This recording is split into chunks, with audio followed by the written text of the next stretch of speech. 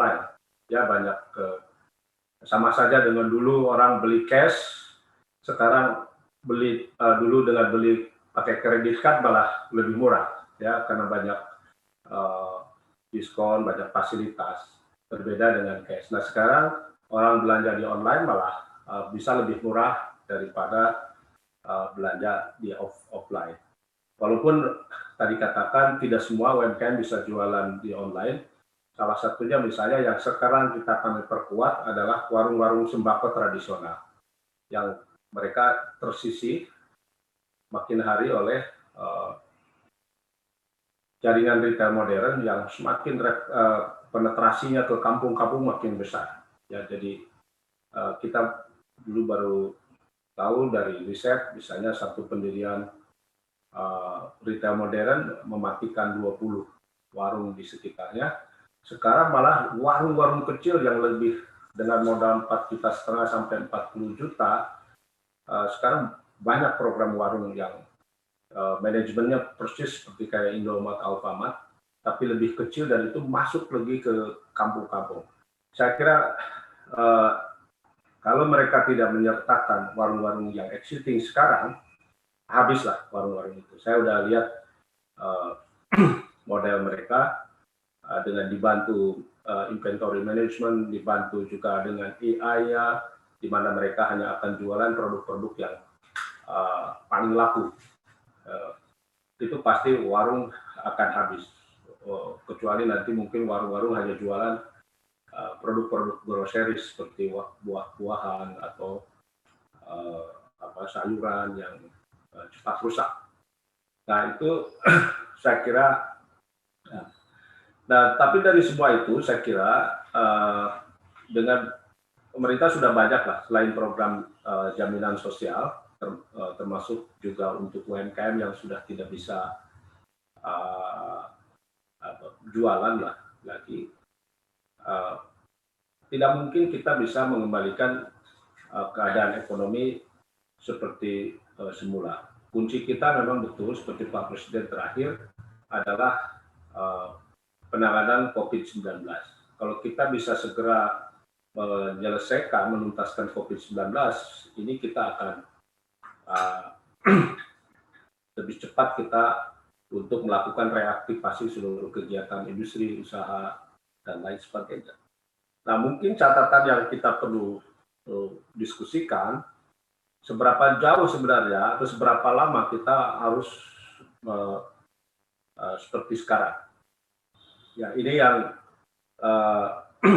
saya kira semua orang menduga bahwa ini akan berjalan dalam waktu yang cukup panjang.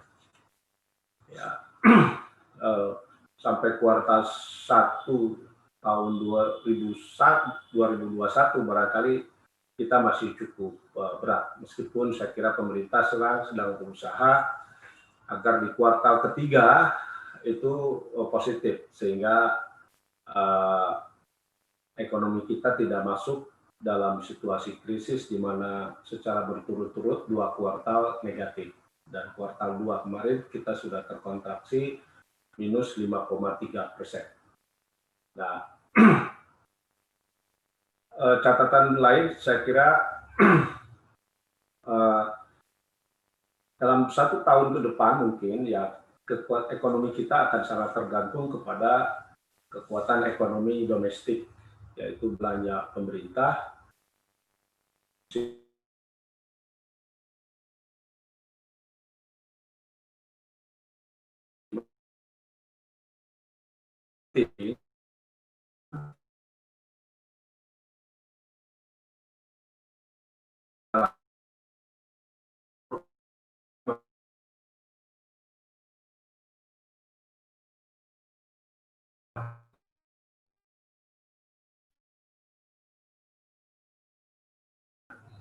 itu terjadi di antara kita, ya, ini akan tetap memutar ekonomi.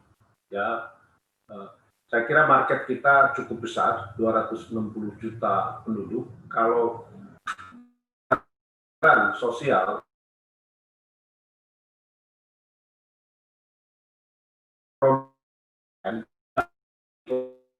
asing ya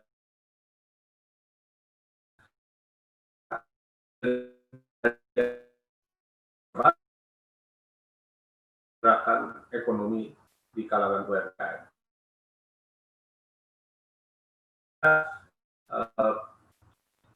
Berjualan di antara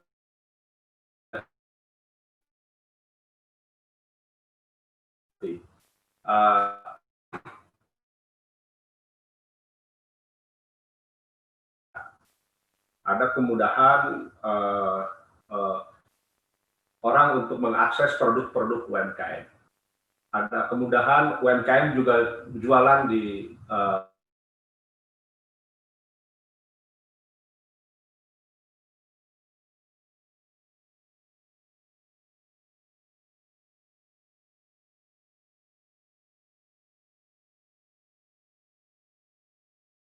digital, e-brochure itu untuk memudahkan UMKM yang untuk jualan di tingkat kota, di tingkat kabupaten gitu, bukan di tingkat nasional.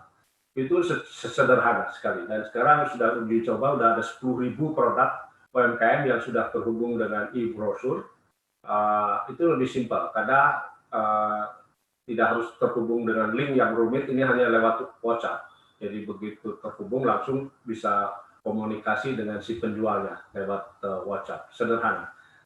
Saya kira Pak Arief mungkin pernah saya kirimkan model e-brochure yang sedang kita develop. Nah, yang penting juga bagaimana UMKM-nya mendapatkan suplai bahan baku ya, selain kemudahan pembiayaan saat ini menjadi sangat penting. Yang lain mungkin tadi yang saya lupa, di sektor pangan misalnya saat ini juga banyak produk nelayan, produk peternak, petani yang tidak terserap oleh market, baik market luar negeri maupun dalam negeri. Nah, saya baru aja diminta Pak Presiden untuk mencari solusi bersama Kementerian BUMN untuk bisa menyerap produk-produk ini.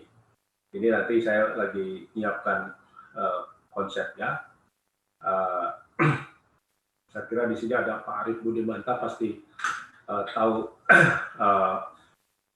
beberapa agenda penting yang harus kita lakukan ke depan. Barangkali itu saja ya catatan dari kami. Sangat senang kalau ada masukan-masukan yang sangat penting bagaimana saat ini sampai kuartal kedua, kuartal 1 tahun 2021 mungkin kita betul-betul harus mengandalkan kepada kekuatan ekonomi domestik. Dan inilah yang mungkin kita perlu gerakan dari semua sektor ya untuk betul-betul kita bisa bertahan saat ini, dan kita harus juga mempersiapkan di kuartal kedua kita harus sudah mulai bisa bangkit. Nah, mungkin penting juga kita catat bahwa dengan kita sekarang katakanlah terputus ya dengan luar ya, karena negara-negara luar juga melakukan tanda petik penutupan hubungan dengan kita, termasuk nah ini juga bisa dijadikan momentum oleh kita untuk menguji sebenarnya kesanggupan ekonomi kita secara mandiri. Saya kira kalau untuk kebutuhan makan minum, untuk kebutuhan dasar kita udah bisa, kita tidak perlu impor lagi. Dan yang perlu diyakinkan kepada masyarakat ya sekarang mungkin kita harus agak mentoleransi lah, kalau misalnya kita makan jeruk dari Malang masih agak asam sedikit ya itu kita tidak apa-apa gitu kan. Kalau mereka terus penjualannya meningkat kan nanti juga riset-riset untuk pengembangan supaya kita punya jeruk yang lebih manis misalnya kan lebih mudah. Atau kita nggak usah makan jeruk dulu lah misalnya mangga gedong dari dari Indramayu itu manisnya luar biasa. Banyak lagi, saya kira bisa. Nah, bagaimana kita memperbaiki tata niaganya saja. Sekarang kadang-kadang di satu tempat nih produk banyak, tapi tidak terhubung dengan pasar. Karena itu platform digital yang sedikitnya juga bisa membantu dalam hal ini. Itu saja mungkin catatan dari saya. Assalamualaikum.